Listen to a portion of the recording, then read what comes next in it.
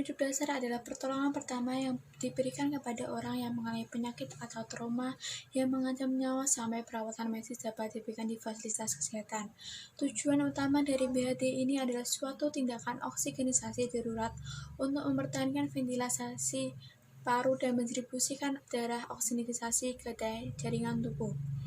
Henti jantung atau cardiac arrest merupakan penyakit pembunuh nomor 1 di dunia menurut American Heart Association. Setiap 2 menit terdapat 1 orang yang meninggal karena penyakit ini. Pada henti jantung dan henti nafas, transport oksigen ke otak akan terganggu dan tanpa asupan oksigen ke otak selama 4 menit.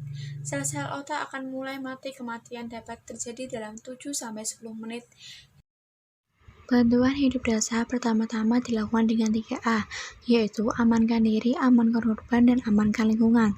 Sebelum melakukan bantuan hidup dasar, perkenalkan diri terlebih dahulu dan amankan korban. Setelah itu, amankan diri jika memungkinkan menggunakan alat pelindung diri.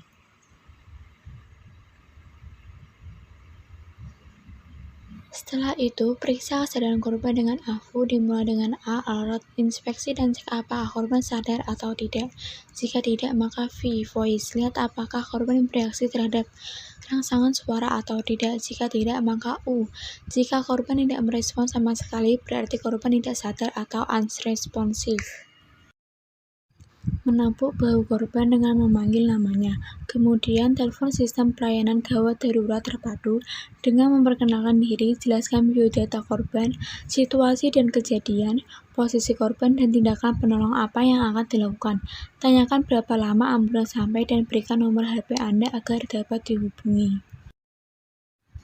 Kemudian cek sirkulasi di nadi arteri karotis korban dengan meraba 2 atau 3 jari di lateral dari jabun. Lakukan maksimal 10 detik. Jika nadi tidak teraba, maka lakukan resusitasi jantung. Jika nadi teraba, maka cek airway-nya dengan mendongakkan kepala korban dan tarik bagian dagu sehingga mulut terbuka. Kemudian cek pernafasan korban dengan melihat dada korban mengembang dan rasakan apakah korban menghembuskan udara atau tidak, dan dengarkan korban bernafas atau tidak.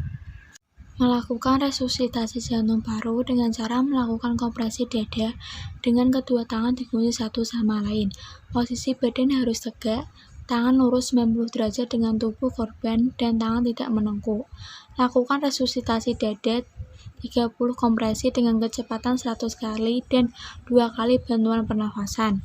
Setelah itu, cek kembali nadi arteri karotis jika nadi teraba kembali atau korban tersadar.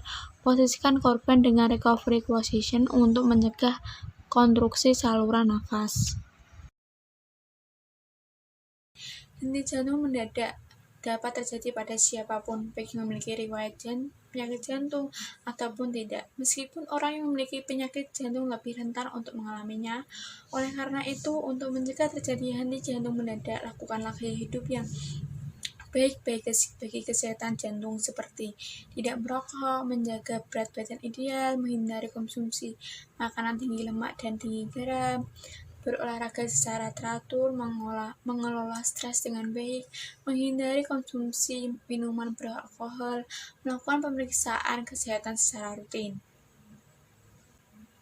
Tidak hanya henti jantung dan henti nafas, trauma, perdarahan, dan kegawat darurat lainnya dapat mengancam nyawa korban. Dengan demikian, bantuan hidup dasar maka orang tersebut diharapkan dapat bertahan hidup sampai mendapat perawatan yang memadai. Oleh karena itu, semua orang harus bisa melakukan bantuan hidup dasar karena hal ini sangat berpengaruh pada kelangsungan hidup seseorang.